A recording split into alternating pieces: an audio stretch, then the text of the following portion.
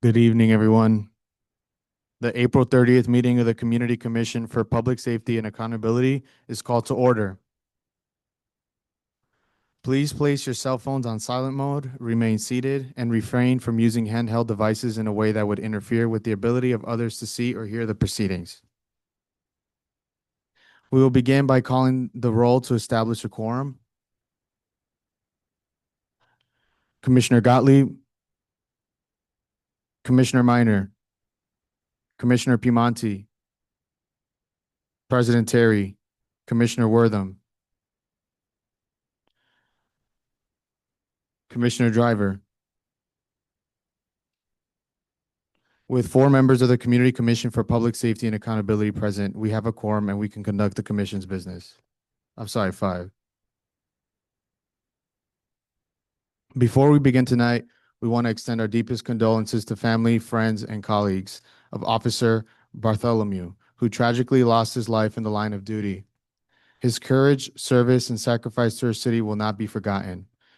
We hold him in our thoughts, the officer who was wounded in this incident as well. We hope for his full recovery. This heartbreaking incident is a reminder of the tragic violence that continues to take too many lives in Chicago, and it underscores the importance of us working together to create safer communities for all Chicagoans. The next item of business is public comment. Before we begin public comment, I'd like to say a few words about the Commission's rules for behavior at Commission meetings. The Commission's bylaws have rules that apply to everyone at our meetings, both commissioners and people in the audience. The rules are designed to make these meetings a place where all speakers are safe, have an opportunity to be heard, and are able to speak without disruption or intimidation. If people interrupt, disrupt, harass, threaten, discriminate, or disrespect the chair of the meeting, the chair of the meeting will call for order, issue warnings to people who are violating the rules, and can ultimately have someone removed for violating the rules. Commissioners can also make motions to enforce the rules. We ask everyone to help create a space where we can have hard conversations respectfully and allow every speaker to be heard. Thank you. If you would like to share something related to the Commission's work on public safety and accountability, you have a few options. You can speak at a public meeting. You can also submit public comment in writing by emailing your comment to communitycommissionpubliccomment@cityofchicago.org. If you have a printed version of a comment, you can give it to someone on the commission or someone on the commission staff tonight. People who wanted to speak were asked to submit their names in writing earlier tonight. A member of the commission staff then drew the names at random. We have 20 minutes for public comment, which is enough time for around 10 public speakers. If your name is not called to speak tonight, commissioners would still like to hear from you. If you don't have an opportunity to speak but have a printed copy of your comment, you can share it with a staff member or you can email us at communitycommissionpubliccomment@cityofchicago.org. All comments that are submitted will be shared with commissioners. We'll now begin public comment. Speakers will be called in the order in which your names were drawn. If your name is called, please approach the microphone and line up in the order in which your name is called. When it's your turn to speak, please say your name, then spell your first and last name, then offer your comments. Each speaker will have 2 minutes. Our first speaker being brought up together is Keo Jean Joseph, Maria Puga, and Alfonso Puga.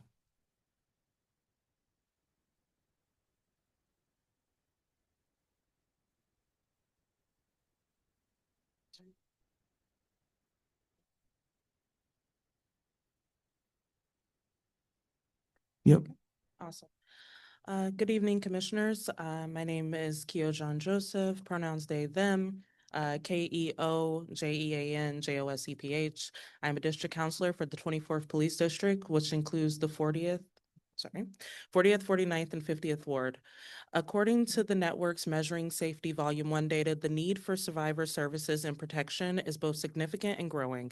In the 49th Ward, Illinois hotline contacts increased by 34%, in the 40th Ward by 44%, and in the 50th Ward, they increased by 46%.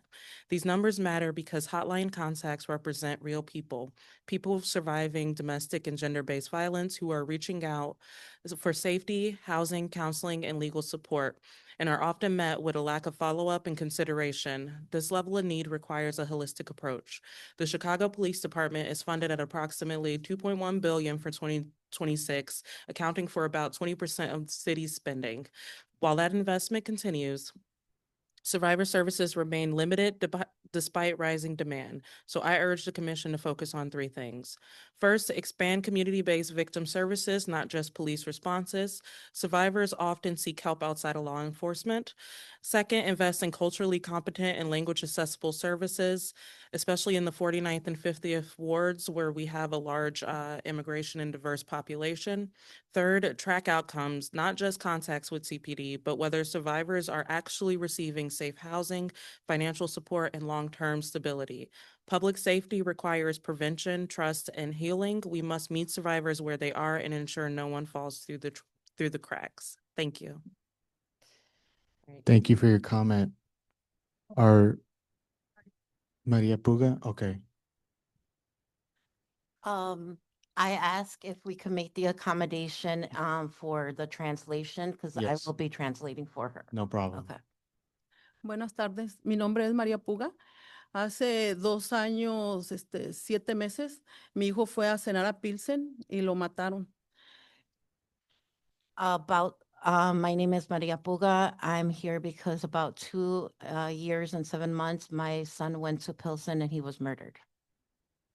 Desde ese tiempo hemos estado buscando respuestas con el detective que tiene el caso de mi hijo. Since then, we've been asking the homicide detective that's been assigned to my son's case updates on what is happening with his case. Hay una persona que se llama Leonardo Quintero, él es el que manda los emails para que pidiendo que le dé información sobre el caso de mi hijo. There is a person that is helping me by the name of Leonardo Quintero. He's the one who's handling the emails for me to reach out and speak to whoever is necessary. Y a él le dicen que no le pueden dar información, que porque ellos están en contacto con los padres de Kobe, y eso es mentira. Um, Even though he's my advocate and he's advocating for my family, the detectives in charge tell them that they can't share anything with him because that they are already in contact with her and the family. Ha pasado el tiempo y la verdad todos los días estoy nerviosa, sufriendo, porque yo quiero que encuentren quién mató a mi hijo. And what I forgot to put at the end of that is that it's a lie. They are not in contact with her. And she's just very frustrated because every day she faces that she has no answers to resolve her son's murder resolved. El detective se llama John Power. The detective's name is John Power. Hace 1 año, 6 meses, estamos pidiendo una cita para hablar con él y no nos ha contactado para darnos la cita. It's been about a year and a half that we've been asking for a in-person meeting and it's still been being denied. Por favor, yo les pido a ustedes que hagan algo, que puedan hacer algo para que encuentren quién mató a mi hijo. Please, something needs to be done so that they could find my son's murderer. I'm asking this commission to please help me. Aquí en el evento están 2 maestras de mi hijo, una de prekinder y la que estuvo con él en la high school. Yo estuve toda la infancia de mi hijo de voluntaria en las escuelas de mi hijo hasta que terminó la high school. Y no se me hace justo que yo haya dedicado tanto tiempo para cuidarlo y que nunca le pasara algo. Today with me are two of his teachers, his preschool teacher and his high school teacher. They know me, they know my family, they know what I did for my son. I volunteered at the school and I was so watchful for my son so that nothing would happen to him, but he was murdered. Yo vengo hoy a pedirles que por favor me ayuden, que se haga justicia, porque no es justo que yo tanto tiempo cuidando a mi hijo y que una persona venga y le quite la vida sin conocerlo. I'm here to ask this commission to help me. It's not fair for me that I did everything right as a parent for my son and there's still no justice for him. Si pueden, por favor, ayudarme, se los agradecería mucho. If this commission could help me, I would appreciate it very much. Thank you for your comment. Gracias a ustedes. Alfonso Puga. Mi nombre es Alfonso Puga. Mi hijo fue asesinado en Pilsen hace 2 años My name is Alfonso Puga. My son was murdered in Pilsen about 2 years ago. y en el transcurso de este tiempo, mi esposa y yo nos hemos reunido con muchas madres que han perdido a sus hijos And since then, me and my wife have had a lot of meetings with a lot of mothers and families that have lost loved ones in acts of violence in Chicago.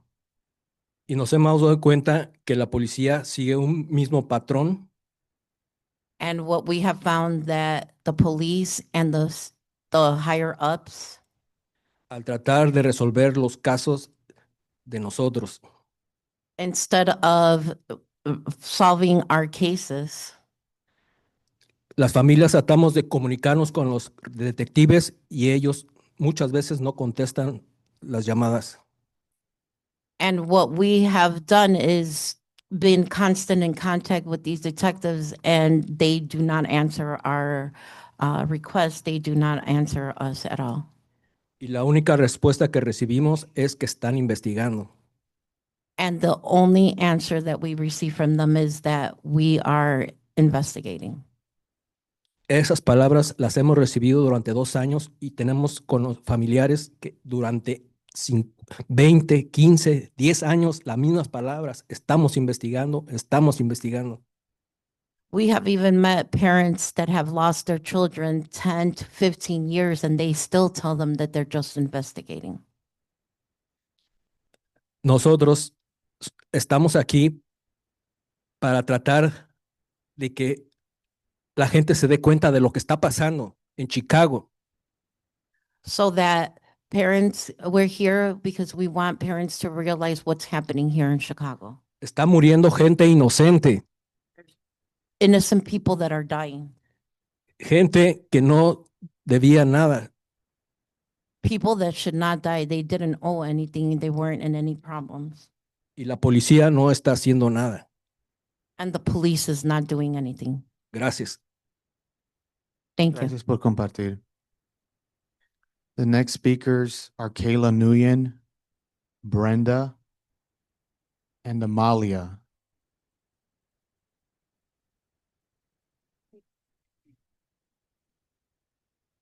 Hello, my name is Kayla Nguyen. That's Kayla, last name N as in Nancy, G as in George, Uyen.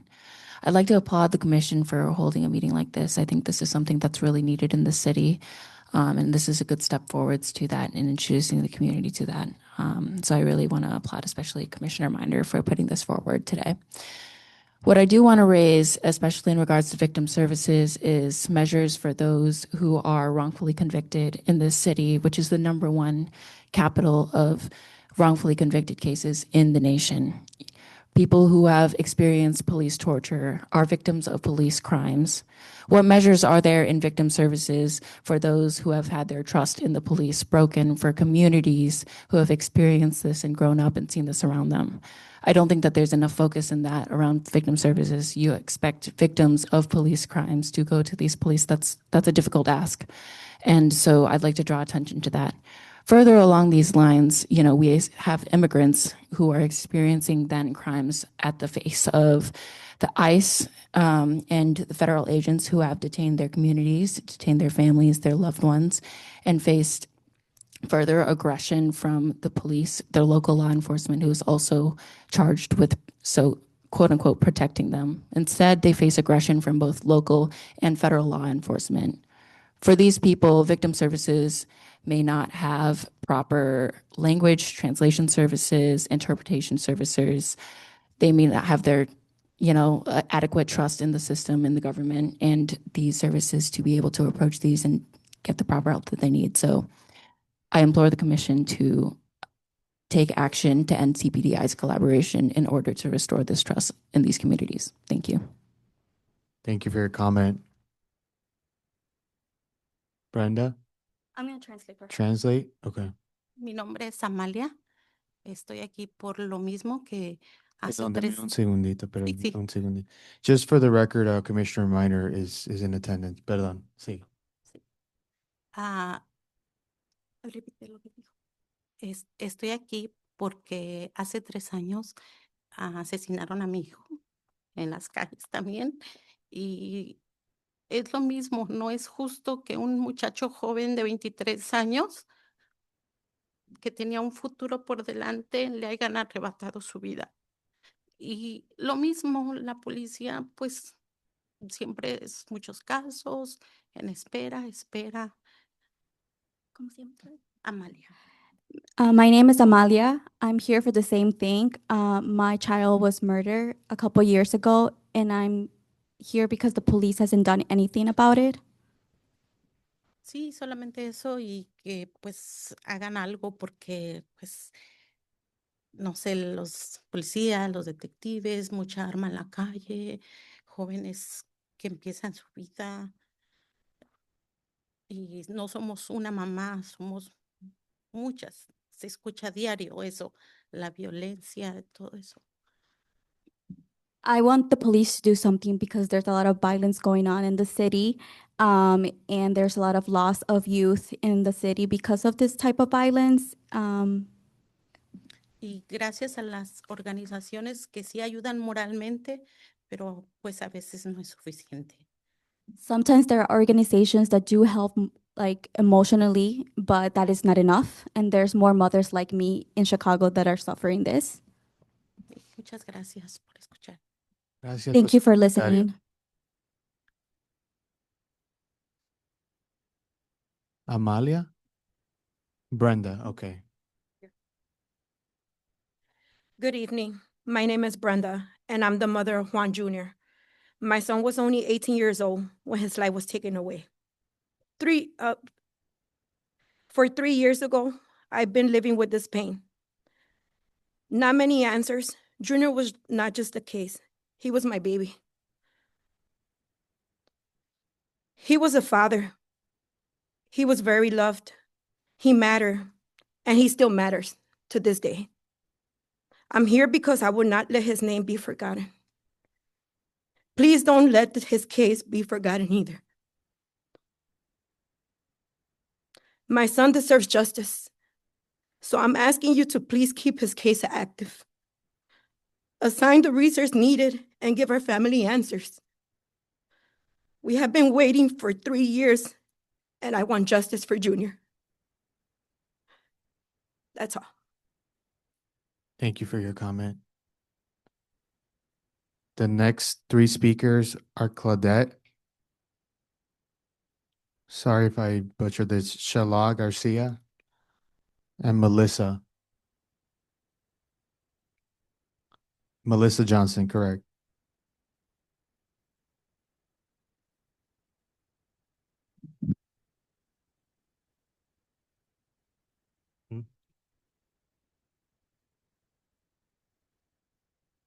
Good evening. I would like to start by saying that as we consider these matters of public safety, identity shielding and survivorship are not enough to determine good policy and good practice and good approaches. If myself or anyone else is a survivor of a particular circumstance or adverse experience, and I make the choice to promote racist, right-wing, Reaganite solutions that have been refuted in the peer-reviewed literature for decades, that makes it worse. If I were to try and use the argument that because of my survivorship, that those types of Reaganite, regressive approaches should be pursued, that doesn't give me credibility. That makes it worse. We need to be pursuing policies that unwind criminalization instead of policies that are inadequate and insufficient in terms of addressing root causes and criminalization. I want to say that with the inclusion of additional folks with a social work background on the commission, I hope that these types of approaches will be uplifted because I think that presents the types of expertise that has not been well represented here. There's a Journal of Abolitionist Social Work for a reason, and I would urge you all to acquaint yourself with that area of literature. Thank you. Thank you for your comment.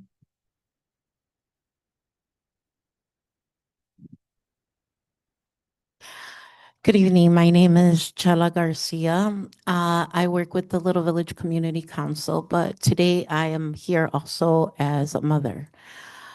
I'm here because December 2020, my adopted son was murdered in an act of violence. And I know who did it. He literally told it to my face. He's in jail right now for something else. And there's still no resolution on his case. And, you know, being a mother, I've spoken to other mothers and even started an advocacy group at Little Village Community Council called Mothers and Families United for Justice, because a lady walked into my office and told me that her son was murdered. And the very next question that she was asked or told was, what was her documented status? There is a lot of people like myself, a lot of families like myself that know the murderer or know what happened in the case, and there's still no resolution to that. The experience that people are telling you about detectives saying that they're investigating, that is, you know, the thing to push off the family of having to deal with what's happening. And we understand that it's an incredible thing, but they are callous to what the families are going through. And families need to have a check-in. If it can't be with the detective themselves, there should be somebody, maybe from the community, maybe the DC Council, anybody that would be able to assist in reducing that callousness that comes from just putting in your work and investigating what you need to investigate. But also keep in mind that victim has a family that still is here and still wants answers and needs that answer. Even if it's, I don't have anything, I am still investigating. Even if it's that, just to show their face to them. It shouldn't be a year and a half that you have to keep on asking the homicide detective to have a meeting with you. That's it. Thank you. Thank you for your comment.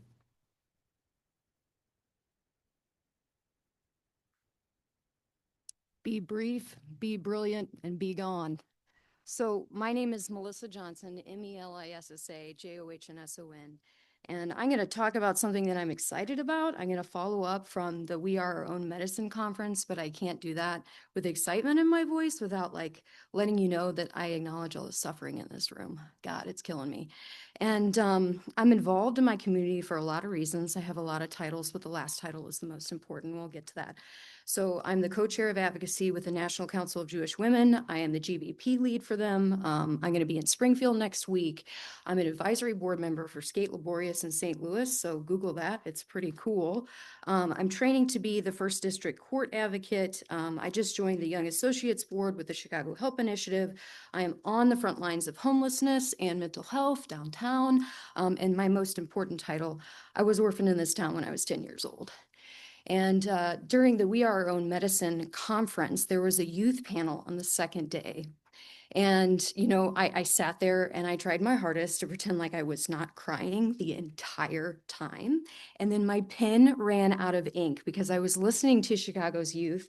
And, you know, I live downtown and we've been talking about these teen takeovers. And there's so much like binary media commentary about it. But when you really listen to like neighbors and stuff, it seems like I know what these kids want. And I got to be brief. So they wanted security, they wanted structure, but they wanted it to be cool. And I know Commissioner Stamps has already done these block parties, but she has worked with the Creative Network, and that's the kids that, you know, do the Chicago footwork, which is so cool. And I was thinking we need to bring some of those footwork crews and then maybe include some Chicago police officers that know how to dance. And then also Brian 636, he does stunts on YouTube. We should bring him out and teach motorcycle safety, and then skating, and then BMX. So those are my ideas. Thank you.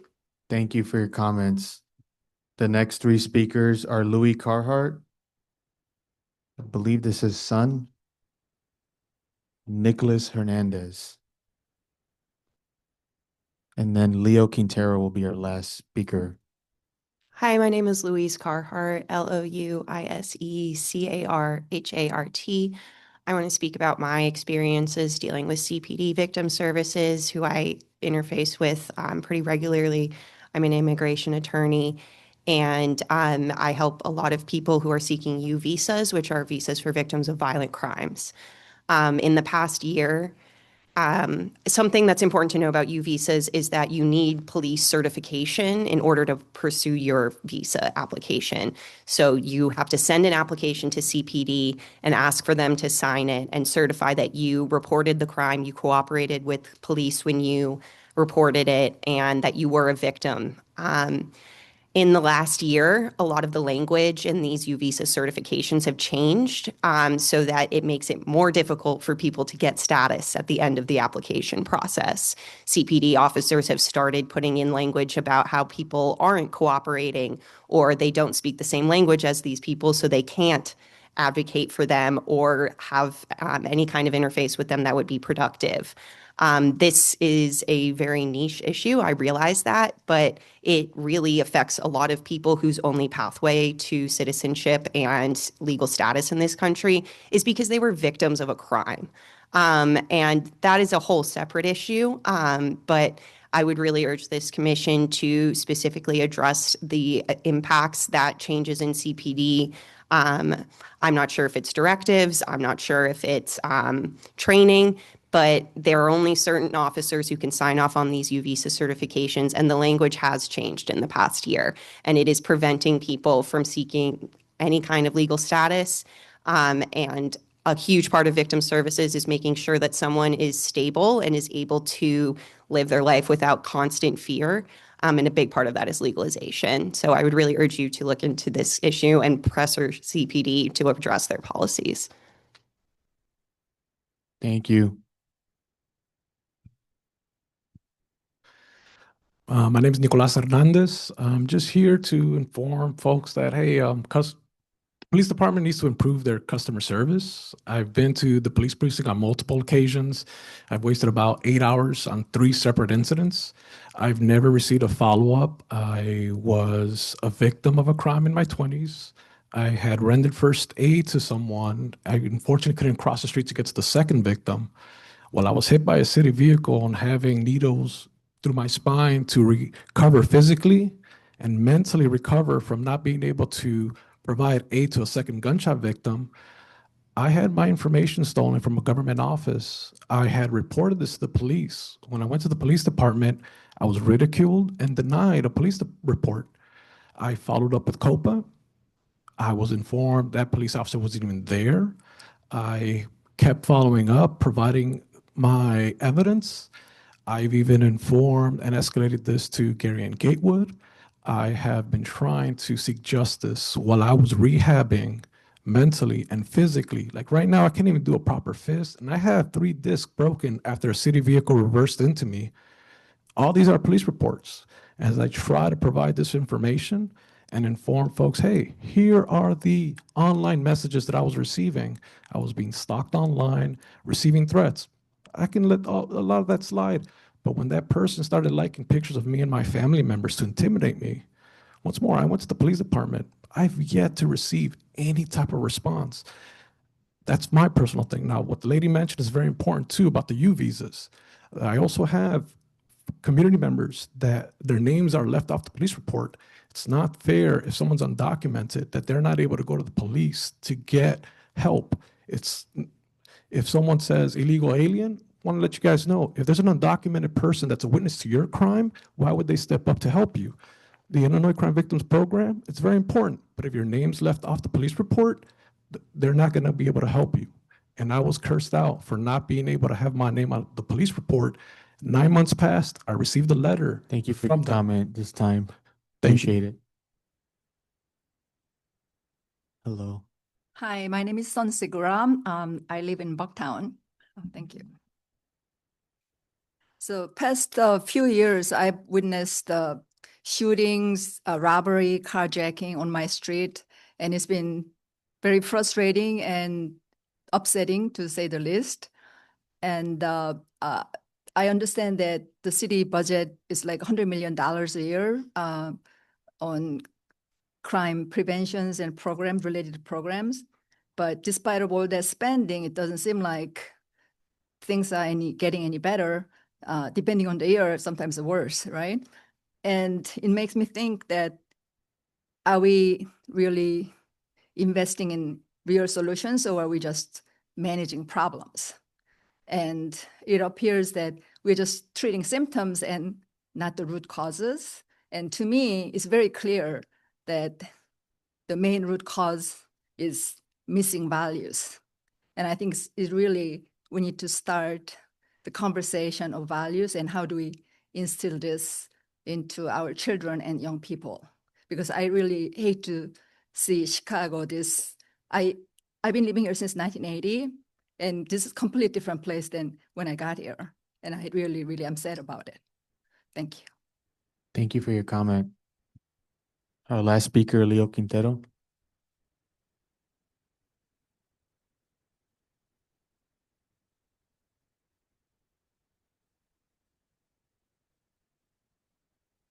So before I go, I actually do want to say, like, if anyone has a story, I'd gladly give up my time as well. Si alguien tiene algo que decir, una historia que contar, puede tomar mi tiempo. Anybody? Yeah. Thank you so much. Thank you. This is my son, and his name is Adam Moreno. And I gotta keep it quick, but I need justice for him, just as Maria Puga's son does. It's so hard to move on with life when you just saw your son, you just got off the phone with him, and not even 20 minutes later, you get that call that every mother fears. And none of us get that chance. None of us have that voice.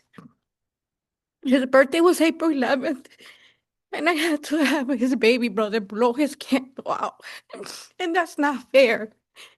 The streets, the city saw, but no one's speaking, and I understand there has to be a proper investigation, but we need answers as mothers. Because it's 30 years coming, and I'm functioning because I have to. It's not fair for some others to live 50-50. Why? He was just going to the store. That was it. This is my son, and this is what they did to him. They shot at him 9 times. These people didn't even know him. Why? One bullet got him in his chest, and that bullet said, "Come on, son, let's go home, because you're my angel now, and we're gonna teach this earth what it's about, because it's not fair." And I mean this, because there's no way the city just took my son. And I'm saying the city because there's no answers. No answers, and I get it, but there's no reason why these papers are stacking with homicide after homicide after homicide. That's all. It's just a dead, buried graveyard here. That's what I see here. You can't trust your own child to walk to the store. I mean, he wasn't representing, and whatever his life was, it's no one's business. But please help my son, help my son, help all these mothers that need help. Because it's not fair. I'm living that mother's worst nightmare. We all are. Please. Thank you. Thank you for your comment. I appreciate all the speakers today. We've reached the end of the public comment period. We value your input. The next order of business is approval of minutes. Before today's meeting, draft minutes of the commission special meeting held on April 2nd were shared with all commissioners. Are there any corrections to the draft minutes that have been circulated? If there are no corrections, I move to approve the minutes. Do I have a second? I have moved to approve the minutes of the commission special meeting held on April 2nd, and Commissioner Piemonte has seconded. Is there any debate on the motion? Hearing none, we'll move to a vote. Those in favor of adopting the motion to approve the minutes of the commission's meeting held on April 2nd, please say aye. Those opposed, please say nay. We have an abstention for Commissioner Wortham. The ayes have it, and the motion carries. The minutes are approved. Our next order of business will be new business. The first item is the approval of a series of closed meetings. Section 2C1 of the Illinois Open Meetings Act allows the commission to meet in closed session to consider the appointment, employment, compensation, discipline, performance, or dismissal of specific employees. The Open Meetings Act authorizes the commission to vote to hold these closed meetings for up to 3 months. I move to authorize closed meetings for the maximum period allowed as permitted under Section 2C1 of the Illinois Open Meetings Act. Is there a second? I have moved to authorize closed meetings for the maximum period allowed as authorized by Section 2C1 of the Open Meetings Act. Commissioner Gottlieb has seconded. Is there any debate on the motion? Hearing none, we'll move to a vote. Those in favor, please say aye. Aye. Those opposed, please say nay. The ayes have it, and the motion carries. The commission is authorized to hold closed meetings for the maximum time period allowed as authorized by Section 2C1 of the Open Meetings Act. Next, we will discuss filling a vacancy on the 12th District Council. Under state law, when there's a vacancy in an elected position in Chicago, the mayor has the power to fill the vacancy. But under city ordinance, when there's a vacancy for an elected district council position, the district council and the commission also play a role in filling that vacancy.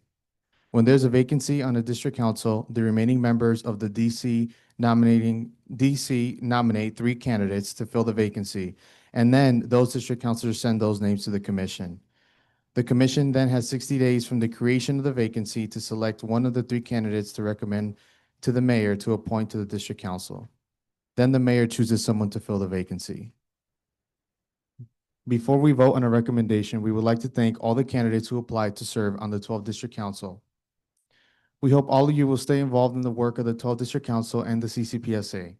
We also thank 12th District Councilors Michelle Page and Leo Quintero for their work on nominating candidates. I move that the commission recommend that the mayor appoint Felipe Luna to fill the 12th District Council vacancy. Felipe Luna Jr. is a passionate community advocate and organizer with over 30 years of experience advocating for housing, education, and public safety reform. Mr. Luna was born and raised in the Pilsen community that he calls home and hopes to serve. He currently serves as management systems specialist in the Illinois Department of Public Health and has worked in the IT sector for over 20 years. Mr. Luna is involved in his community in impactful ways. He serves as a community representative on Benito Juarez High School's local school council and previously held a similar position at Youngman Elementary School. His interest in public safety led him to organize his community in a variety of creative ways, including activating neighborhood phone trees for communication and support and canvassing his community to better understand its safety needs and ideas. Phil holds a Master's of Business Administration from National Louis University and a Bachelor's of Science in Information Systems from DePaul University. Do we have a second? Commissioner Driver has moved to recommend that the mayor appoint Felipe Luna to fill the vacancy on the 12th District Council, and Commissioner Driver seconded it. Correction. Vice President Ruby Navarrijo recommended that the mayor appoint Felipe Luna to fill the vacancy, and Commissioner Driver has seconded. Is there any debate on this motion? Hearing none, we will move to a vote. Those in favor of adopting the motion to recommend that the mayor appoint Felipe Luna to fill the vacancy on the 12th District Council, please say aye. Aye. The ayes have it and the motion carries. Congratulations, Mr. Luna. We will send your name to the mayor as a recommendation for filling the vacancy on the 12th District Council.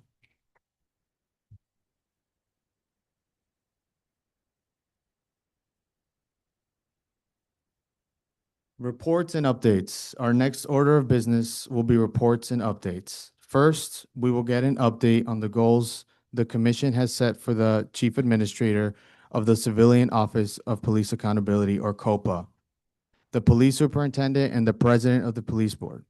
Every year in January, the commission sets goals and expectations for the leaders of the 3 entities it oversees: the police department, COPA, and the police board.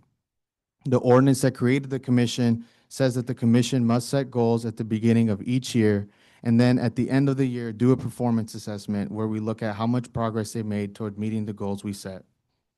The goals typically reflect important priorities of the commission or highlight areas or work the commission wants the agency to focus on for a calendar year. The goals include milestones that the chief administrator, superintendent, and president of the board will reach each quarter, including steps they will take or information that they will provide to the commission. Tonight, we're reporting on what these leaders gave the commission about their milestones for the first quarter of this year. Commissioners then meet with the leaders to discuss what they provided and to talk about progress toward their larger goals. Commissioner Gottlieb, can you start us off with an update on COPA's 2026 goals? Yes, thank you, Vice President Ruby Navarrijo. In 2026, the commission set 3 goals for COPA. The first goal is about improving disciplinary recommendations. Consistency in disciplinary recommendations ensures fairness, transparency, and public trust in the system. COPA has drafted internal guidance that provides clear guidelines on how staff should apply mitigating and aggravating factors when making disciplinary recommendations. In this quarter, COPA has been meeting with police unions to ensure that any new policies do not violate current collective bargaining agreements. We will keep the community updated on this, and we'll share these guidelines once they can be shared publicly. Goal 2 is to establish a COPA Community Advisory Committee. The purpose of this committee is to get community input on COPA policy. This collaboration promotes transparency, gives residents a voice, and helps to build trust and legitimacy in the accountability process. In the first quarter, COPA conducted outreach and created and distributed an application for the advisory committee. COPA is now accepting applications to serve on this community advisory committee. COPA is looking to have a committee that is representative of the city. This includes having youth representation. There are flyers with a QR code at the front desk, or you can visit COPA's website to get more information. And last is goal 3, which is to hire community mediators who will participate in the community mediation program. COPA has been accepting application for mediators since March, and so far has received 32 applications to join the first cohort of mediators. Applications were received from all 5 police areas. Mediators will be assigned to do mediation in the areas they are from, so they understand the community in which they are serving. Interviews will be done by the selection committee this week and next week. Training will take place in mid-May. To learn more about COPA's mediation program and to learn how to become a mediator, you can visit the COPA website. Thank you, Commissioner Gottlieb. Next, we'll discuss the goals for the CPD superintendent, Commissioner Driver. For 2026, the superintendent, can you all hear me? For 2026, the superintendent annual goals cover 4 main topic areas and address a range of public safety and accountability aims. Goal 1 aims to strengthen CPD's process for investigating crimes by increasing public understanding of the investigative process, making it easier for people to report crimes and assist in solving cases, and improving the ways CPD collects, analyzes, and stores evidence. In quarter 1, CPD began developing a clearance rate dashboard. The dashboard will include content designed to clearly communicate how clearance rate data is defined, collected, and analyzed. CPD also shared that its forensic laboratory accreditation assessment is scheduled for June of this year. Goal 2 focuses on implementing CPD's community policing assessment, including ensuring effective coordination with the CCPSA by convening a working group with representatives from CPD, the commission, and district councils. In quarter 1, CPD established a working group made up of representatives from the Office of Community Policing and Constitutional Policing and Reform, Vice President Ruby Navarrijo, Commissioner Piemonte, and District Councilors Carmelia Earls from the 15th District Council, Carissa Parker from the 22nd District, and Alex Perez from the 2nd District, and Jenny Schaefer from the 19th District. The working group met on April 17th and reviewed the community policing assessment. At the next meeting on May 15th, they will identify areas of potential coordination. Goal 3 aims to ensure that CPD remains an active part of the city's crisis, assistance response, and engagement steering committee. CARE is a city program overseen by the Mayor's Office of Health and Human Services and mostly operated by the Chicago Department of Public Health, with participation from other agencies, public safety, and emergency response partners. This goal requires that CPD representatives consistently and actively participate in the Mayor's CARE Working Group and any other relevant meetings in order to ensure effective collaboration among all city partners. Throughout the first quarter, CPD reported that CPD representatives consistently participated in a dozen CARE steering committee meetings and other related meetings. Goal 4 is about understanding data that shows a recent increase and reported incidents of CPD's use of force and firearm pointing. We'll be providing an update on this goal after we meet with the Chicago Police Department in 2 weeks. Finally, some of CPD's 2025 goals were not completed by the end of last year. CPD will continue to update the Commission on these goals until they are completed. CPD published the completed workforce allocation and community policing assessments and recommendations. CPD will continue to keep the Commission updated on the implementation of both of these projects. CPD also shared that the citywide launch of the early intervention system is delayed until 2027 to accommodate for further testing and system refinements. Commissioner Minor and I will be meeting with CPD Chief of Staff Dana O'Malley and CPD Deputy Director Sarah Boyle in May to discuss the department's progress on these goals in more detail. Thank you, Commissioner Driver. Commissioner Piemonte is now going to provide an update on the goals for the Police Board President. Goal 1 is to conduct a review and propose possible changes to the Chicago Police Department rules of conduct. By law, the Police Board has the power to set rules and regulations for the Chicago Police Department. The Police Board hasn't updated the rules and regulations since 2015. In the first quarter, the Police Board was supposed to meet with key stakeholders to discuss initial thoughts on revisions to the CPD rules of conduct. Currently, the Commission is reviewing the Police Board's recommendations and will provide feedback in the coming weeks. Goal 2 is agency collaboration around policy recommendations. The objective of this goal is to make policy recommendations to CPD and COPA in the areas of investigations and disciplinary recommendations in order to improve the process for disciplining police officers. In the first quarter, the Police Board was supposed to identify potential policy changes and propose recommendations. The Police Board has power under the ordinance to recommend policy changes for both CPD and COPA. The Police Board is looking at past cases to see if there are areas in which it believes both agencies can improve policy or create new policies where none exist. The Police Board is currently undertaking a review of existing CPD and COPA policy. Any new policies or changes to existing policies will be reviewed by the Commission and will include an opportunity for community feedback. Thank you, Commissioner Piemonte. Appreciate it. I'm going to provide an update on an action the Commission took at its April special meeting relating to CPD's interaction with federal immigration enforcement agencies and agents. At the April 2nd special meeting, the Commission voted to recommend that the Deputy Inspector General for Public Safety conduct an audit of CPD's implementation of the Welcoming City Ordinance and related CPD directives. The Commission sent a formal letter with this recommendation to Deputy Inspector General Tabara Richardson on April 3rd. Deputy Inspector General Richardson responded to the Commission's recommendation on April 15th, writing that the OIG appreciated CCPSA's recommendation and that the OIG looks forward to meeting with us to discuss the recommendation in the future. We also look forward to meeting with the Office of Inspector General.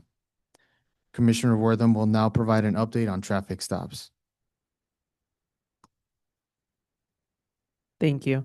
All right, good evening. So again, a little over a year ago, it was recommended that the issue of traffic stops be added to the consent decree, which has caused the Commission to engage in a working process with the Illinois Attorney General's office, of course, the Chicago Police Department, and the independent monitor who is monitoring the consent decree in an effort to work towards some sort of agreement as to a stipulation related to traffic stops and traffic stop policies. As we've mentioned at all of our meetings before, because of the nature of the consent decree, the specifics of that work are confidential, but we do want to make sure to keep the public updated as to the progress of that working. And I can tell you that we are still working on that. The CPD policy work group here on the Commission, which is President Terry and I, of course, working with our colleagues, continue to meet with those parties in an effort to make progress on a traffic stop policy. As with everything we do, community input is the goal of our work. And so in that vein, over the last, year or so, we have gathered community input on traffic stop policies from, of course, these meetings. We've also had 2 online forums for people to share their views on traffic stop policies. We've done some focus groups.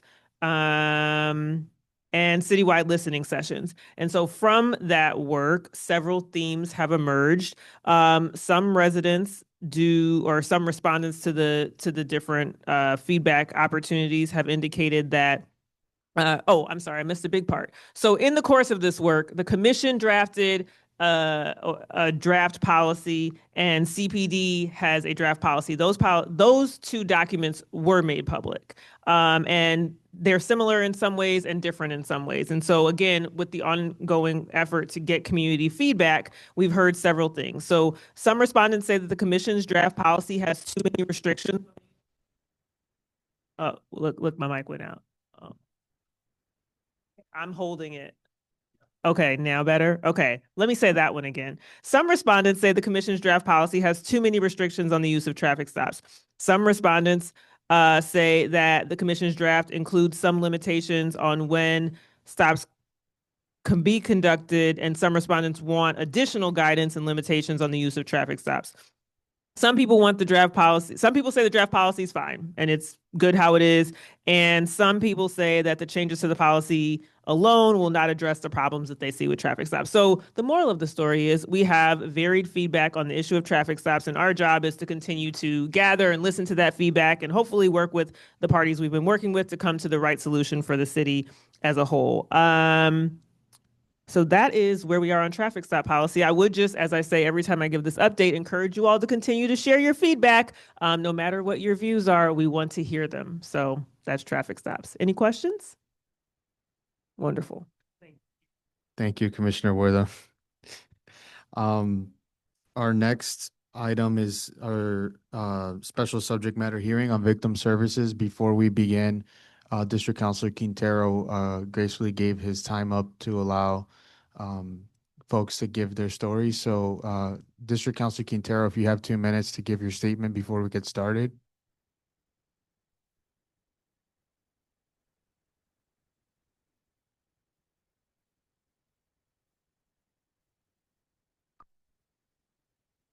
Thank you.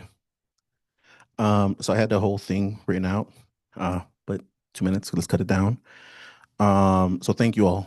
Thank you for coming out and telling your stories, for carrying that weight, for being, the what we need in order to create policy. We're sorry that you've been left to the side by a system, by this system, by the city, by CPD, by all of us. So I do want to acknowledge that all of us have to blame because we're having this conversation. It's really late. I've been talking to the Puga family for almost 3 years now, along with about 12 other families in my district. So this is a heavy weight to carry. This is something that we want to push for the Chicago Victims Bill of Rights, something that we've been pushing for.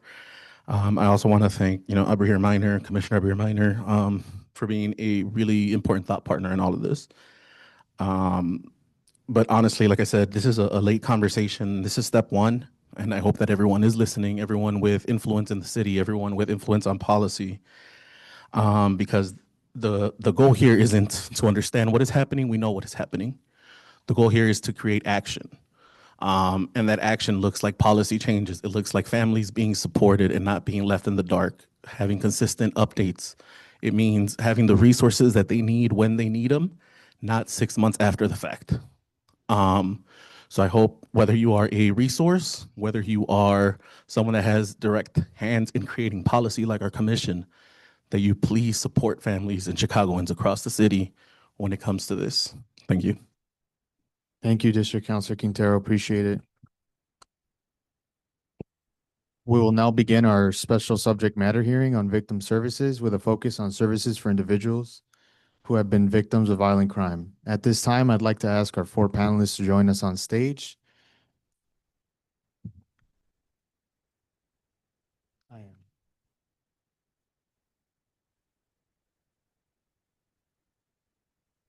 Once you all take your seats, Commissioner Minor will take it away. Thank you for joining us today.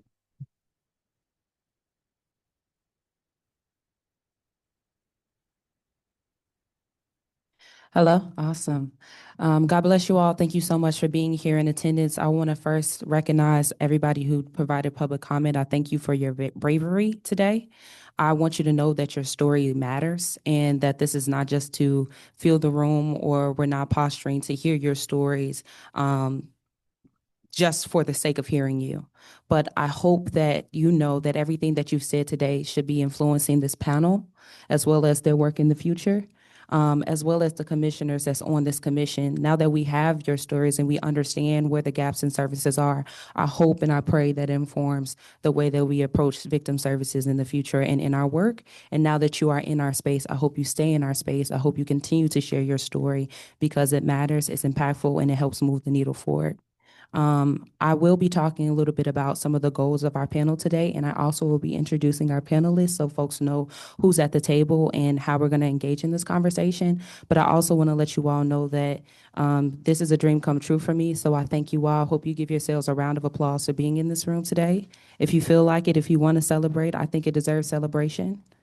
Okay, I'll take it. Thank you. Because my family has also been victimized by violence. I live with a cold case. I feel that cold case every holiday, every birthday, every Father's Day. So I know, the impacts of wanting answers, wanting justice, and not being able to receive it. And that's why I'm super committed to uplifting this conversation and praying for justice for all of your families. So with that being said, the purpose of this hearing is to first understand the current landscape of victim services in Chicago, so we understand what programs, what resources, what supports exist today, and how folks as survivors of violence can navigate them. There's a lot of victim services funds on every level of local government right now, and I want to make sure that folks know how to tap into them, and I'm hoping that we can think about that when we're responding to questions today. Second, we want to identify where inequities and obstacles limit access or effectiveness, particularly in communities that experience disproportionate levels of trauma and victimization. Third, we want to explore how government agencies, CPD, and community partners can better collaborate, coordinate, and align their efforts so that victims can have consistent, compassionate, and timely support, no matter where they live or where they turn to for help or their immigration status. And finally, we want to highlight best practices on how we speak to victims, how we engage with them, and how we also provide services for them as well. Our hope is that today's discussion leads into practical insights, a shared understanding, and concrete next steps, including policy steps that can move Chicago forward towards a more seamless, a more responsive, and a more survivor-oriented and centered system of care and support. Before I introduce our panelists, there were some folks who spoke today and needed a translator. Do we have translation services available today? No, we do not. Okay. Is there anyone who's willing to volunteer to translate for folks who need support? Should I say that in Spanish? Can you say that in Spanish? In Spanish specifically? Can you ask if anyone needs a translator in Spanish? Don't have. Okay. Okay. All right. Okay, I just want to make sure that everybody has access to this information. Now I would love to introduce our panelists. So we have Amanda Vasquez. Can we please give her a round of applause? Amanda runs the victim services, the victim studies at the Illinois Criminal Justice of Information Authority, which is ICJA for short. We have Stephanie Harris. Stephanie is a project manager and a victim services lead for the Mayor's Office of Community Safety. We have Dr. Blair Lewis. Dr. Lewis, hey, we will also do round of applause at the end as well because we gotta show love to our panelists. Dr. Lewis is a clinical psychologist who works for Advocate Health Care and Trauma Recovery Center. Thank you so much for being here. And lastly, but not least, we have Mike Milstein. Mike Milstein serves as the Deputy Director of the Office of Equity and Engagement and the Office of Victim Services at the Chicago Police Department. Can we please give a round of a hand for our panelists? I will turn the mic over to our Vice President. Thank you all for joining us. We're looking forward to this discussion. Is there any commissioner that would like to kick us off with the first question?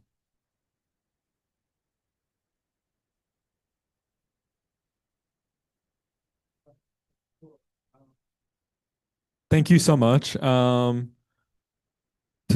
Just to start us off, can each of you briefly describe the primary work your organization does around victim services and the types of needs you're seeing most frequently right now? There's no particular. No. All right. Hello, everyone. Again, I'm Dr. Blair Lewis. I go by Dr. Blair for short. I am one of the regional managers for the Advocate Trauma Recovery Center, and we are so grateful to be here. So thank you all so much for the invitation and also an opportunity to spotlight the services, or what I like to call solutions, for a lot of the issues that we've been discussing today. We offer services to survivors of violent crimes. And so there are a hosts of what that could look like beyond assaults, domestic violence, and the list goes on. And also, we are able to service people who are ages 10 and older, and they also must live within one of our service areas, including Cook County. We service 8 counties in northern Illinois. And we are able to service survivors who have experienced those violent crimes within the past 3 years. One of the caveats is, if you've experienced the loss of an immediate family member due to homicide, we do service you as well, and there is no time frame on that. What comes along with our services falls under 2 umbrellas: behavioral health services, which could include individual therapy, group therapy, psychiatric services, as well as social services, which includes a lot of case management, intensive care. One of the great things about our services is that because we're grant funded, a little shout out to ICEJA for helping us with that, is we are able to offer our services for $0. And so a lot of our patients that we're servicing are underinsured, uninsured, or have difficulties navigating that space, and we are able to help them with that. Thank you. Good evening, everyone. Thank you for having me.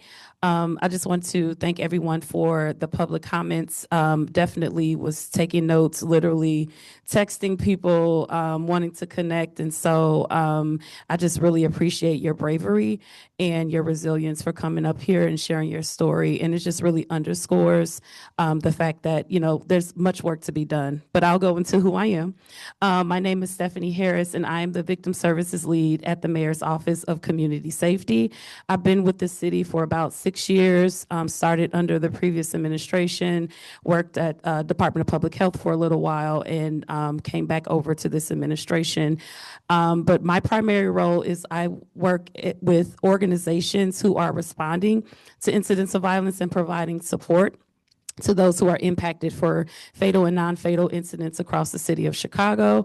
In my role, one of the first things that I did, and one of my biggest pieces of advice that I would give to somebody in this work, is just to listen. From listening comes so much. From listening, you get a better understanding of what the service is, what supports are needed, what changes, what the gaps are. And so from all of that, my work has just really expanded. And I am a big part of what I do is I help to connect and coordinate. So I have the organizations across the city that are responding, and there's a lot of layers to a lot of that. Hopefully I'll be able to go into a little bit in that in my answer, but also working with other city departments, working with the Chicago Police Department, particularly the Office of Victim Services, led by Mike Milstein, but also the Bureau of Detectives. And I want to talk a little bit about their services and supports, and also really being able to do some real connections and some services and support based on what came out of these public comments today. So I want to be able to do that, but really just being able to see the gaps, see the needs, and create solutions, programs. That it goes into a lot of different things. I'm not going to exhaust all of it in this introduction, but hopefully I can be able to give a little bit more context in how that kind of goes into everything we're going to be talking about today. Thanks. Well, good evening, everyone, and I want to extend a heartfelt thank you for this invitation. And I'm really honestly humbled by the bravery that I saw today. I really, and that's all I can really say. I think it's just humbling to be able to be in this space and to hear stories. So I just want to acknowledge you all. again. And so Amanda Vasquez, I do manage the Center for Victim Studies. So I personally come at this work from a research lens. And so that is a portion of what my agency, it's a mouthful, the Illinois Criminal Justice Information Authority, or ICJA for short. We kind of have two, I think about it, or I describe it in two different kind of big chunks or big ways. We do a lot of grant funding. And so what does that mean? That means that funding comes through us from the federal government, and we're able to grant that funding out for victim services. And so we have different pots of money, and what that looks like is services in communities, whether that be for domestic violence, sexual assault, human trafficking, survivors of community violence, trauma recovery centers as well. So that's the work that a lot of folks in the ICJA shop do. So grant making. So I want to give that part of my agency kudos, but in terms of research and the lens I bring to that space, it's really to understand the experiences of victims and survivors. So what you all have shared today, to bring that back to really inform what needs are on the ground, so we can, really take that information and have really informed grant funding, victim services data-driven funding decisions, and saying this is where the funding needs to go. And we also do a lot of work around program evaluation, so that when folks are coming through the doors, survivors are coming through those doors, that they're getting quality services, and the types of services that folks are getting in communities are really meeting their needs. And so we do work in that space to kind of inform where funding should go, inform best practices. And really do that by hearing from victim service providers and by hearing from folks who are living these experiences, because they're the experts, right, in their own stories. Thank you all. Good evening. As mentioned, my name is Mike Milstein. I use he, him, his pronouns. I'm a deputy director with the Office of Equity and Engagement and Victim Services for Chicago Police Department. First off, just want to thank Commissioner Minor and the commission tonight for holding this conversation, and also just shout out to all the district council members for advocating and pushing for this conversation. It's well overdue and a much needed conversation to have. So appreciate all the work that's gone into this. Talk a little bit about what CPD does in our victim services team. We're not necessarily a new division of CPD, but we have been growing pretty rapidly over the last about year and a half. We're bringing on non-police, so these are not police officers, these are civilian non-sworn victim specialists to provide outreach to victims and survivors of different types of crimes and victimizations. We have two major focuses. One is on domestic violence, victims and survivors of domestic violence, and then another focus on victims and survivors of non-fatal violent incidents. These would be aggravated batteries and aggravated assaults primarily.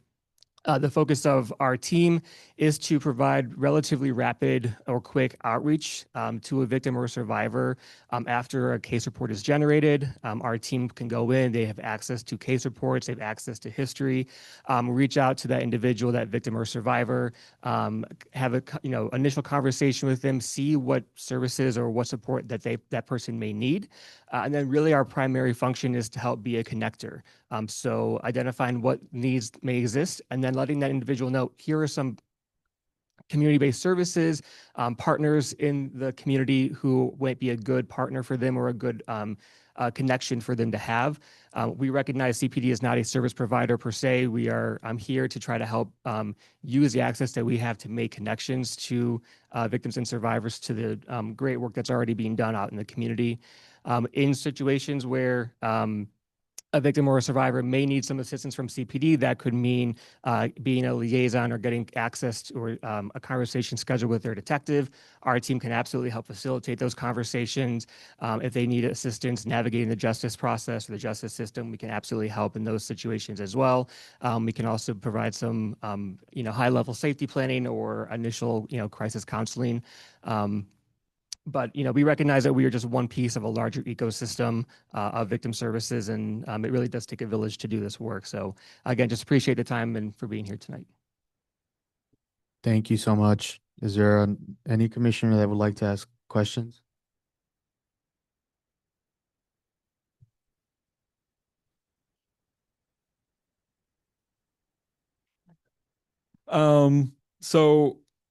So I do, I guess I have another question. So, I mean, we heard a lot of stories tonight, and certainly, like, I mean, the discussion tonight is not at all about clearance rates per se, but I guess I'm interested in how do we think about making sure, or what are things we can do to make sure that people's experience while they're kind of waiting um, to kind of figure out what happened is better than what we heard today. What are some things we can do? I could start from CPD. Can I, I'm sorry, go ahead. well, Yeah. sorry, I wanted to add to that. And I'm trying my best not to personalize this because I too have a lot of experience in this uh, personally and with my family. Does the department have a specific protocol for follow up? Like, is there a timeline, right? So, like ultimately, what all of us do as public servants is customer service, right? And so, like in my private sector role, I have a certain timeline I have to follow up with somebody, or like I get in trouble. Is there any type of protocol in place that the detective division or the victim services division has a certain timeline?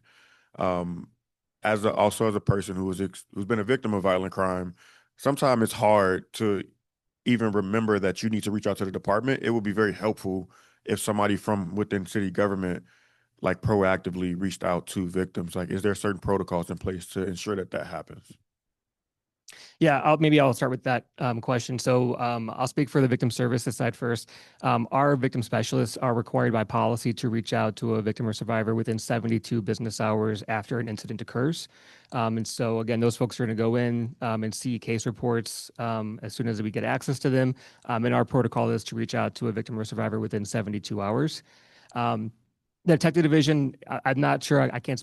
I don't know for sure. At the moment, I don't obviously work for the detective division, but I don't know for sure if they actually have existing protocol right now. I know that they do their best to get to as many cases as possible as quickly as they can, but we can definitely follow up with a specific answer for you. And your folks don't like, I know you interface and interact with the detective division, but like you can't like advocate because it's like interdepartment, right?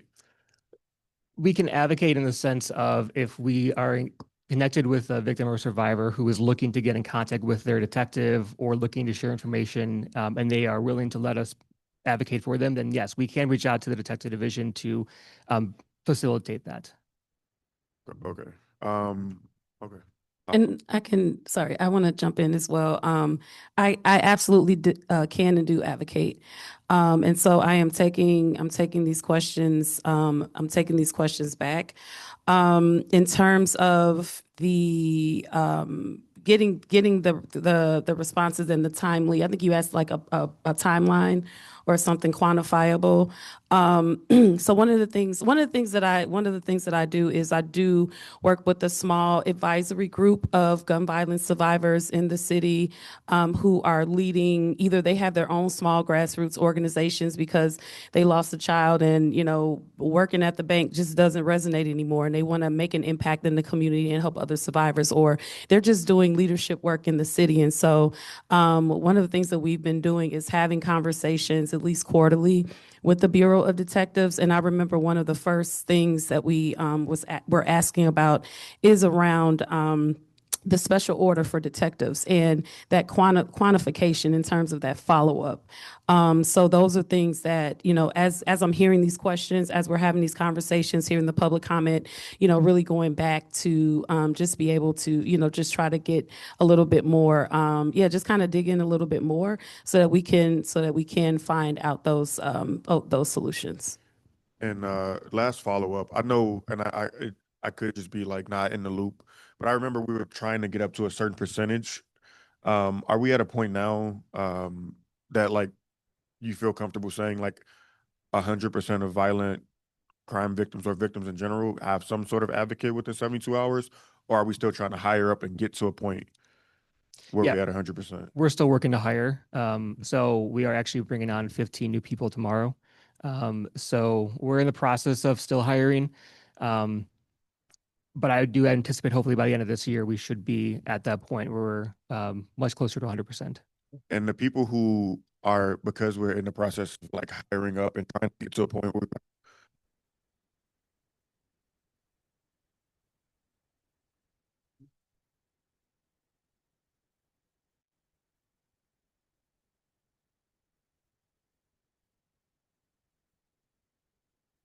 Yeah. So right now we are prioritizing victimizations based on their UCR code, which right now our main focus is more violent incidents, so an aggravated battery and aggravated assault.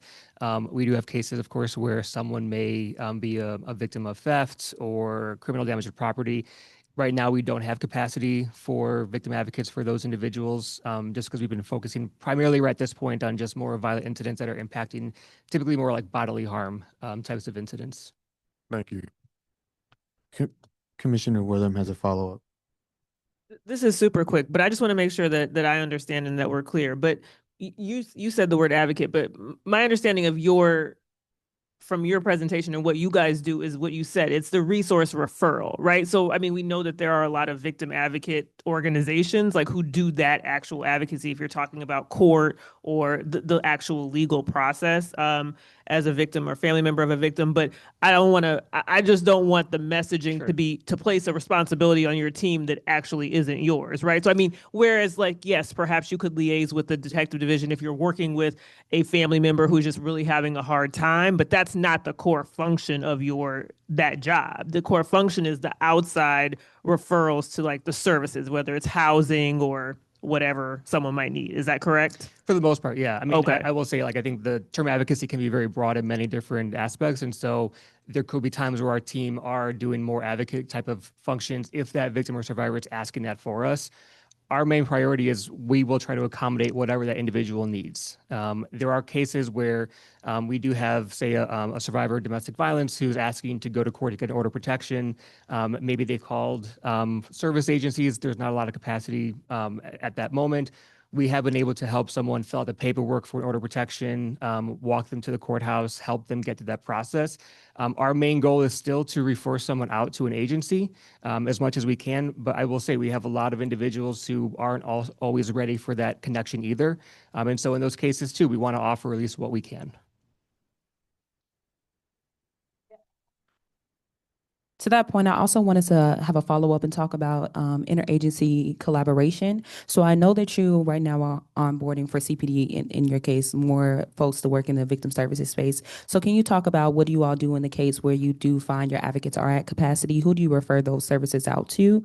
And then I also wanted to that point, since we're already in the space of now talking about collaboration, what does collaboration look like for all of your agencies? And what are some ways that that collaboration can be strengthened? Like, what are you currently working on to improve collaboration? Sure. Yeah. Maybe just on the referral piece or question, in terms of agencies, on the domestic violence side, we will refer to any agency that's listed under the network's repository or membership directory. And then for other types of violent incidents, we typically will work with a lot of agencies that are working directly with the city through, Stephanie's team or agencies that are funded by the state or by CDPH.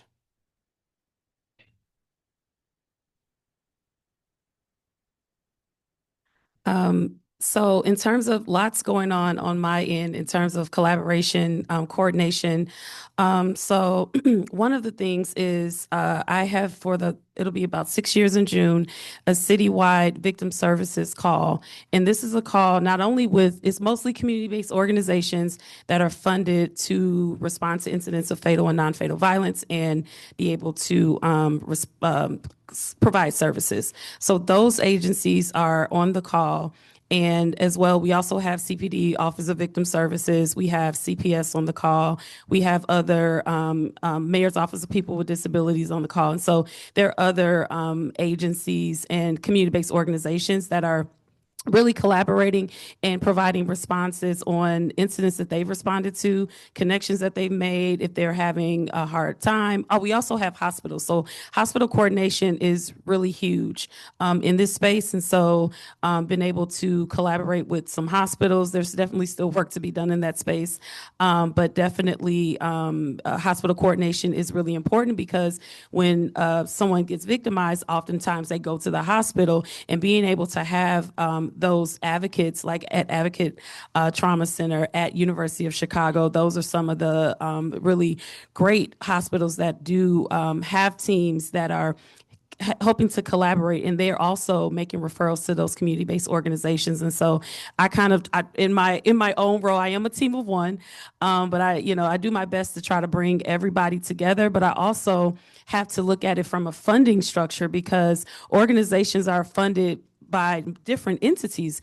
They could be funded by the city, which is Chicago Department of Public Health. They could be funded by the state. They could have Cook County Justice Advisory Council now has victim services and support for survivors of violence. And so my focus is Chicago, the city of Chicago.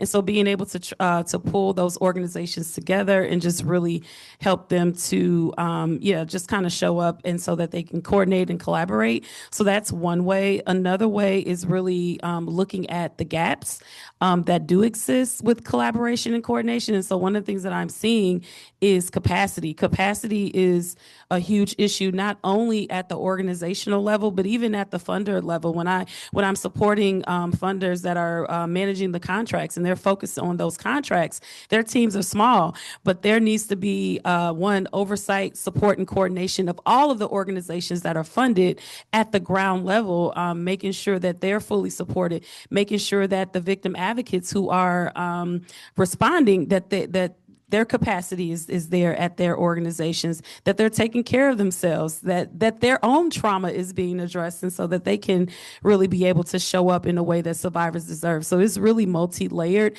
There's a lot of layers of different types of collaboration, but one of the things that I'm really working to do is get at the root causes of all the gaps and all the things that I'm seeing, and now being able to pull folks together from all places across the city, different departments, community-based organizations, even looking at starting up some task forces. Got a survey for survivors that we're about to really put out to really get that feedback and have that feedback loop. So there's a ton of just different things going on in terms of collaboration. Oh, I'm sorry. I just asked you to Go ahead. All right. So I heard this was mentioned earlier. I think it was further down the table that it takes a village. And we have a clear example here today that we cannot do this in a siloed approach. We cannot do it as a single person. We cannot do it as a single unit. We can't do it as a single family. We're going to need something from one another in order to accomplish the goal. I bring that up because one of the goals for the Advocate Trauma Recovery Center is we aim to do what we do well. We cannot do it all. And so if you are an organization or you're a group that specifies within a certain area, rock that area. Because the goal is whatever we cannot do or do not do, we can partner with someone else who does that other area well. And so our second goal is in terms of partnership and collaboration, and I use those words intentionally, is that we don't only want to just refer. I mean, there's a lot of referrals going back and forth, but how can we actually make sure that you're having a smooth experience during that referral process? Because it's very easy to just give you a number, very easy to just give you a flyer, but it becomes a little wonky when you've got a whole stack of flyers and cards to have to go through and you're trying to navigate a lot, especially after a traumatic experience. Our goal is to help you walk through that process with you instead of having to send you out to do it alone.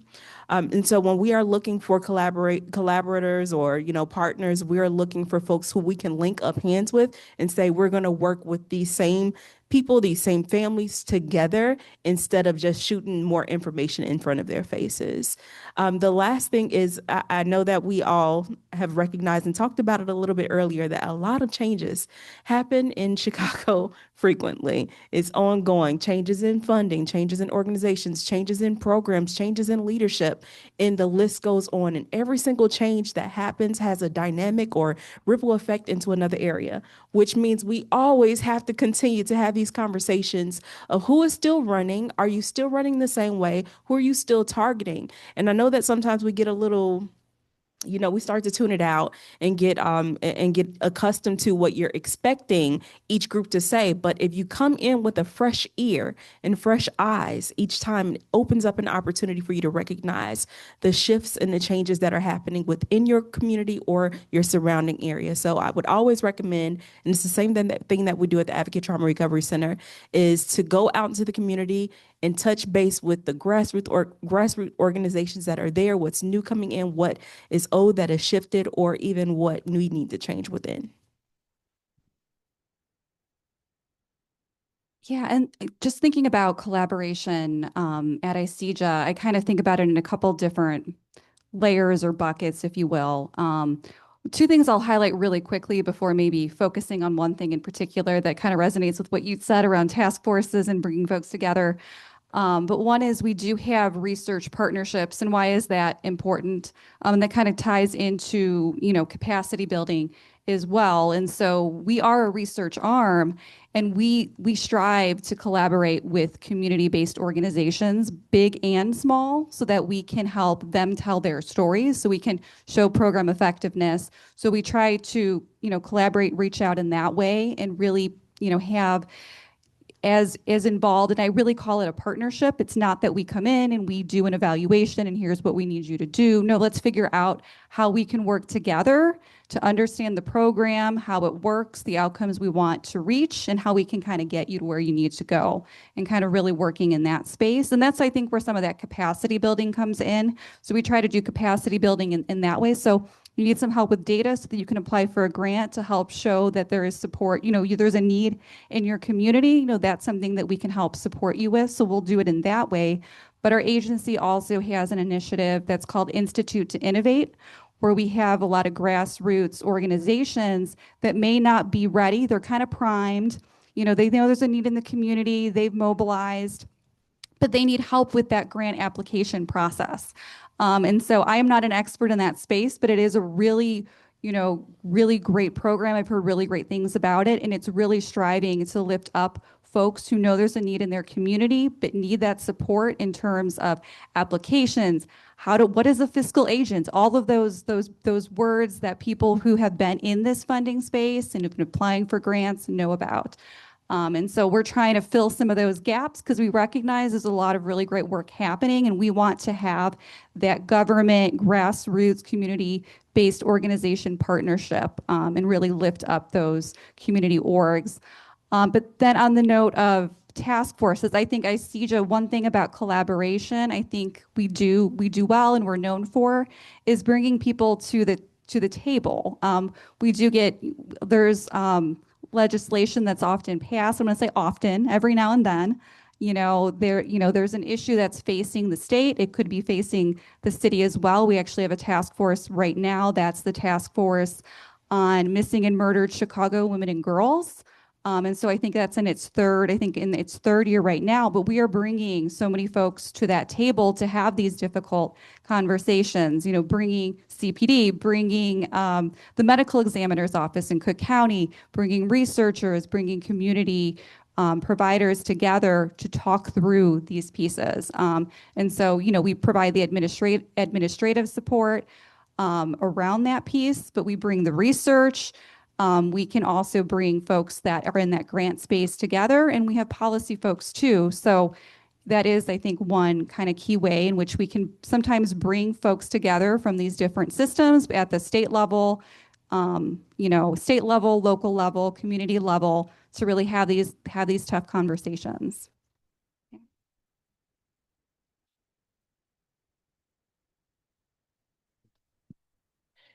Thank you. Please reflect on the systemic or structural challenges that impede effective and timely victim services delivery.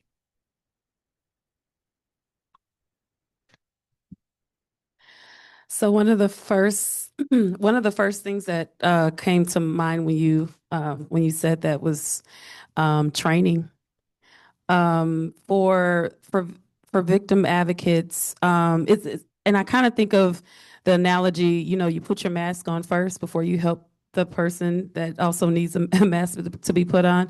If you are struggling to breathe or you have holes in your mask, how can you help someone else?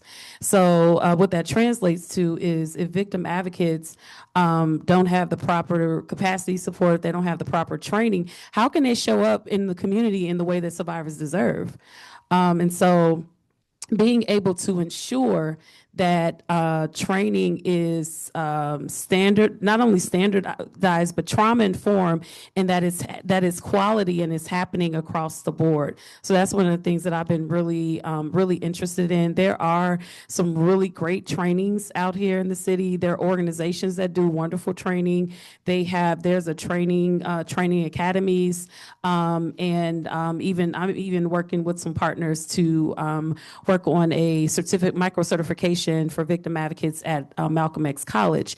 The thing is making sure it's universal, making sure that for every great training that every single victim advocate in the city of Chicago has access to that training, and that is mandatory. So we have to look at what are the mandates that organizations are putting on to ensure that victim advocates are getting that training. And so making sure that is really at the forefront, because if a victim advocate is showing up in the way that a survivor deserves, the services are going to be quality. They're going to get what they want, and they're going to be able to advocate for them and be those guides in the way that they need. So that was one of the first things that came up. There are plenty of other structural needs and things that I would love to go into, but I'll let someone else answer. I would have to second that. We can pull out the whiteboard and start adding to the list. But I want to speak about this from a therapeutic perspective. From the Advocate Trauma Recovery Center's perspective, I always have to include the element of behavioral health. And when we look at structures or systems, we must also recognize that there's a family system that sometimes clashes with all of these other structures that we have in place to assist in navigating such spaces. And the reason I say that they clash is because the priorities are handled differently. And so along the same line of training, what I would add is, although we are working to improve having multiple spaces that are trauma informed, I would like to add the element that we need to prioritize becoming healing centered.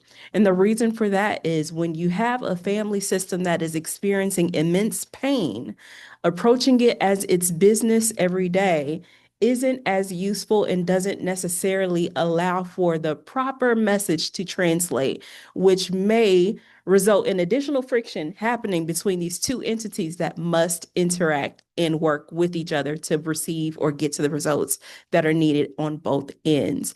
And so I would just highlight that there's a major need for healing-centered and trauma-informed, which is not the same thing, conversations, trainings, information, and shifts to take place. And I don't know if the conversation will get there today, but just a little bit of tip point here around that is not just a one-day training. That is something that has to happen continuously. It is a mindset shift. It requires you to have to look at life differently and treat one another differently. Absolutely echo both comments there. I think one thing that I would add that definitely impedes effective and timely ability to support someone is just the in many cases lack of resources available. And I want to note, I think the network highlighted that housing was the #1 resource that a victim or survivor is looking for. There really just is not enough sometimes. And I think the hardest part for any victim advocate or specialist is having someone who says, I need a safe place to stay tonight. And for us to be able to have to say, I don't have anything available for you. And that's just a hard reality that exists right now. But I think that's where we definitely want to see more attention focused to is, what are the different solutions, or I want to call them solutions, necessarily, but resources that we can provide to someone, because right now there just aren't enough for, all the victims that we have.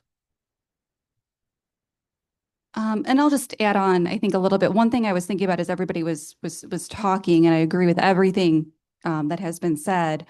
But I think it is sometimes, especially when there's limited resources and, we talked a little bit about, staff, and I think about their well-being and also things like burnout and that kind of thing that can kind of get tied up into some of this, which can lead to some levels of transactional interactions. And that's really what we kind of want to avoid. And that's why training is so important. And it may or may not be intentional, but it can be something that happens, and we can protect against it through these different training opportunities. And one thing I wanted to highlight kind of as well in terms of thinking about effective and timely victim services is just this idea of meeting survivors where they're at, because just because this service is available here and you're reaching out, it might not be the right time for that particular individual. They may need several reach outs. And so just kind of being mindful, it's being timely, but I would say being right sized, if you will, being there at the, I'm going to say the right time, right place, but it's that part of, needing to continue to offer that, helping hand. And so it's like you make that one call, but maybe that person needed 3 calls. They're still contemplating kind of getting that support. So I think it's sort of this level of follow through. So we want to, we don't want to be in a space of checking a box like, I made a call or I did these, did these things. Like, okay, maybe that person wasn't ready for that. Maybe I'll try again later. And really thinking holistically, I think about what the whole context is. I think it's thinking about the whole entire person and what it is like to experience, to be in that space. Thank you for that answer, Commissioner Minor. Before you continue, CPD Victim Services wanted me to make an announcement, and I noticed people are leaving. So if you are a victim that requires assistance or follow-up, CPD Victim Services invites you to visit them in the back. Queremos compartir un anuncio de los servicios para víctimas del CPD. Invitan a todas las familias de las víctimas a que al finalizar el panel se acercan para hablar con su equipo. Su mesa está ubicada en la parte de atrás del salón. Gracias. Go ahead, Commissioner Minor. Thank you. Thank you. I actually wanted to uplift some special interest groups right now, especially in this political climate. One of the things that me and my fellow commissioners were talking about was at DV courts, there was some federal immigration presence there.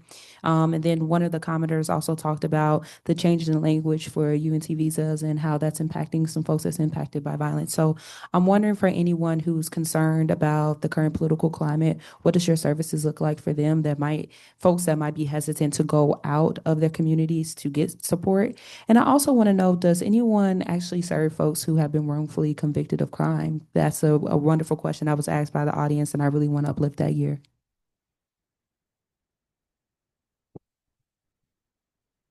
I can start from CPD. So obviously, we are aware that there was federal immigration enforcement at the DV courthouse, and that has a huge impact on anyone's comfort level of going in person.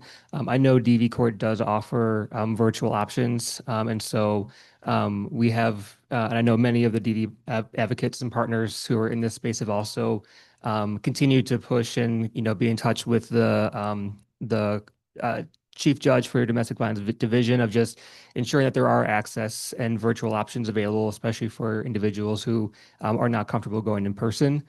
And then for the TNU visa, I appreciate the comment that it was provided earlier in public comment. Right now, Victim Services, our team is not involved in the TNU visa process. I think that's an area that we're looking to try to address a little bit more, but that's currently handled by a separate section within CPD. And so our team is not currently involved there.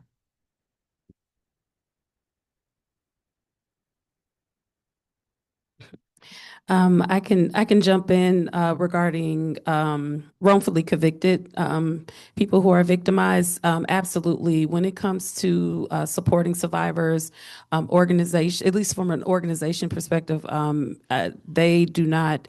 It really doesn't matter. It doesn't matter. Victimization is a victimization. It's really all around being survivor centered, being healing centered. Now, if there are services and support, so victim advocates are really, they provide victim services related to the victimization themselves, but they're really guides. And so it could be something that someone needs support that has really nothing to do with the victimization itself, but they may just need some additional support. So maybe that is, advocacy, maybe that is legal services. Definitely, they are able to help connect. If they can't provide that service directly, they can provide connections and referrals for people if they are wrongfully convicted, and there is an advocacy organization that can kind of help on that end. While that victim advocate organization doesn't do that directly, they can help connect them to an advocacy organization that can help with anything related, for instance, to their wrongful conviction. And so it really doesn't matter, any and everything people deserve regardless of their past. They deserve healing, they deserve love, they deserve care, they deserve resources. Yeah, one of the things that we often see with survivors is when they're navigating systems is there's a lot of proof and documentation and papers and, show us this, show us that. But there's one thing that we don't do at the Advocate Trauma Recovery Center is require such documentation, partly because we're grant funded and so we're free. We don't need an insurance card. And we're working with survivors who often are experiencing or in the same conditions of the traumatic event of reason why they're seeing us. And so it is not uncommon, for example, if someone were experiencing human trafficking, that they would not have access to such documents on a frequent basis, like an ID, for example. And so for the reasons for that, we don't want these entities or these areas to be a barrier to our services. And so it is our hope and always our desires to remove barriers to services and instead helping them to receive or get access to the things that they need. So it's kind of working the flip way around that we're accustomed to. Thank you. Commissioner Gottlieb's going to ask us the last question, and Commissioner Minor's going to go ahead and ask the last. Well, you close us out, so you're asking the last question, but he's going to be the last commissioner right now. All right, thank you. In his opening kind of remarks, DC Quintero mentioned the idea of a victim's bill of rights. So I'm wondering, from each of your perspectives, what are the kind of things that victims should be entitled to, and what are the kinds of things that could potentially go into something like that?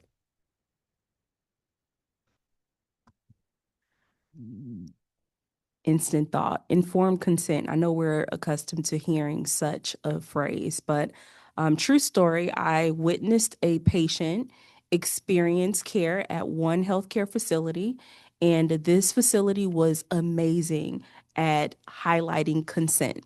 They allowed for the patient to make a decision of what type of care, what they wanted to participate in, and what they did not want to participate in. The same patient went to another facility, and this facility was great at informed consent. What's the difference? Informed consent not only allows for the patient to make the decision on what they want to participate in versus not, but they give them information, they educate them on what the decisions could entail, what the ripple effect might be, and allow them to know how these decisions will play out in their care. There's a huge difference between saying you can choose between A and B, it's up to you, and shrug your shoulder, or tell you this is what A means, this is what A could do for you, this is what B means, and this is what B can do for you. So I would highlight informed consent all day.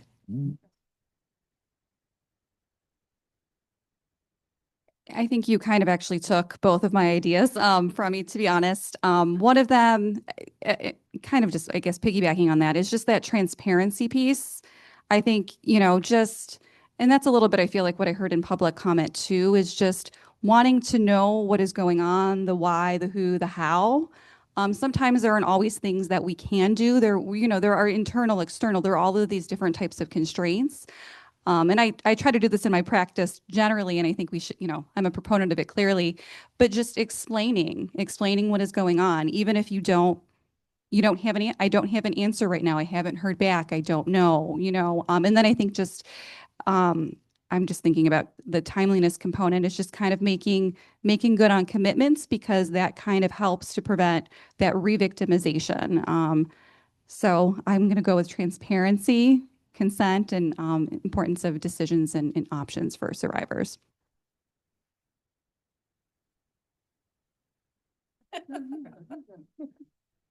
I would absolutely echo both. I think one thing I would add too is access to options in easily digestible ways. I think a lot of times, there's a lot of great resources out there or organizations, but sometimes it can be very overwhelming, especially for someone who has just had a really horrible traumatization. And so I don't know what this looks like in practice per se, but just some way to really make it easy to understand what exactly are someone's options, where can they go for help or for support, as digestible as possible.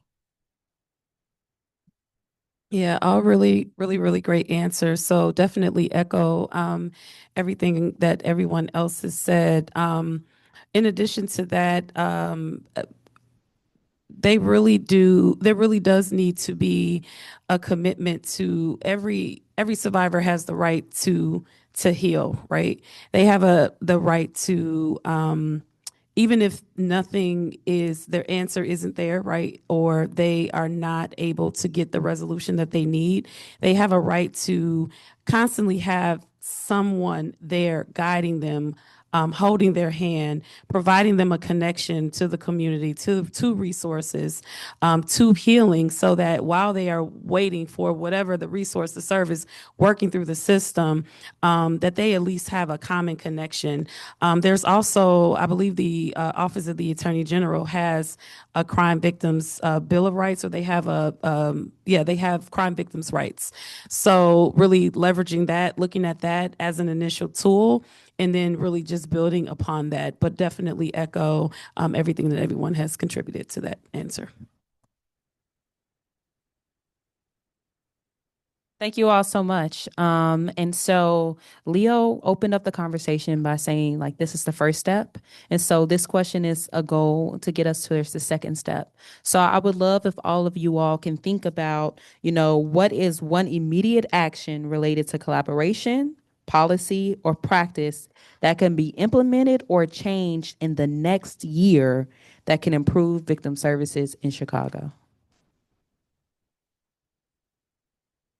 I can start from the CPD perspective, enhancing and improving our timely response, both from a victim specialist standpoint, but also from our detective division, being able to respond and support individuals as quickly as we can and get them a full amount of support as quickly as possible.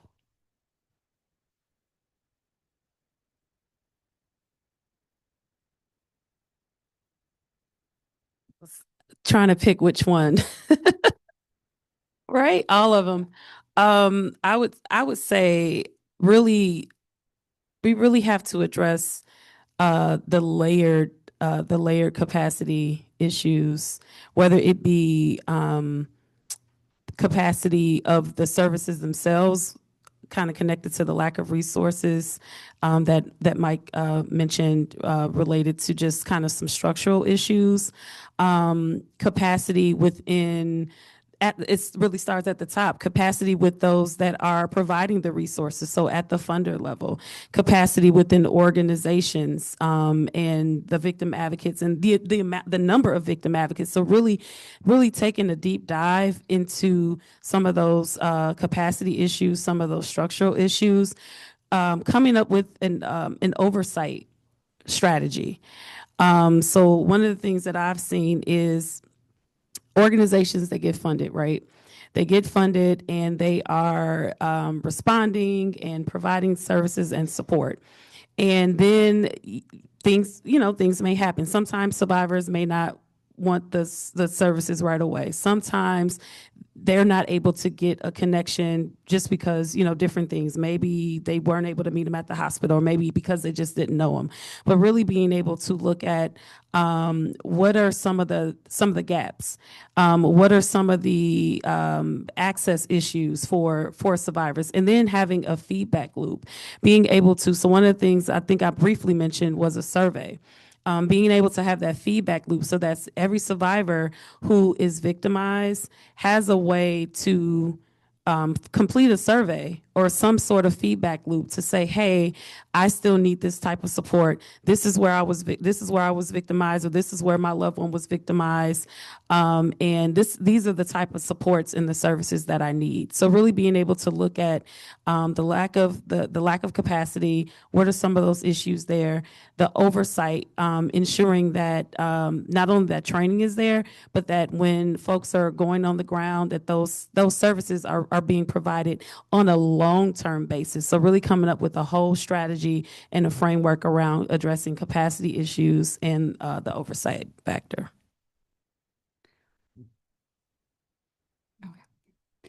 So you had me at survey because I'm a researcher.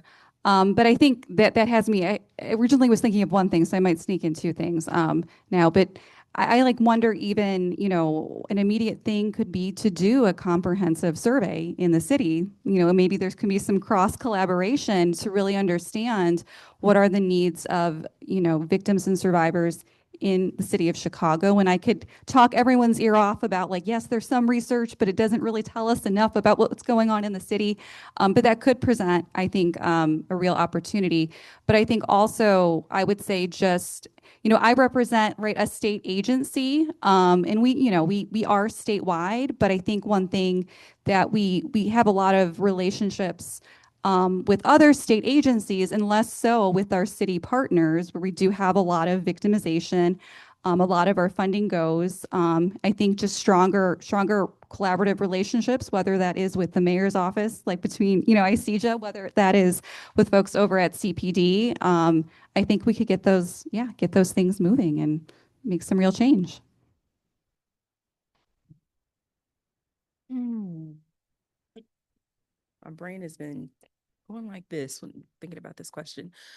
So within Advocate Trauma Recovery Center, we always highlight accountability.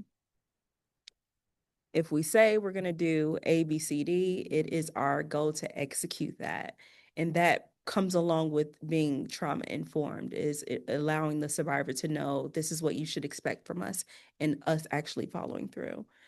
This is actually following the same model of our enterprise, Advocate Health. Enterprise is holding up accountability. What I would say from a external perspective, or for the city of Chicago, is really highlighting that commitment all the way through. We've seen a lot of plans and initiatives and strategies come together. And I think we're great at that, right? And then sometimes we kind of sit and we're waiting, and we get to this muddled spot where we're not quite sure how far into the progress we've gotten, or if it has been followed all the way through. So I'd like to really see us do better with that commitment all the way through to the end. Thank you so much, Commissioner Minor. I appreciate you for closing us out. Thanks again to all of our panelists for a great discussion. We really appreciate it. The commission looks forward to continuing to collaborate with you all. I know we are all pretty excited about the follow-up for this issue.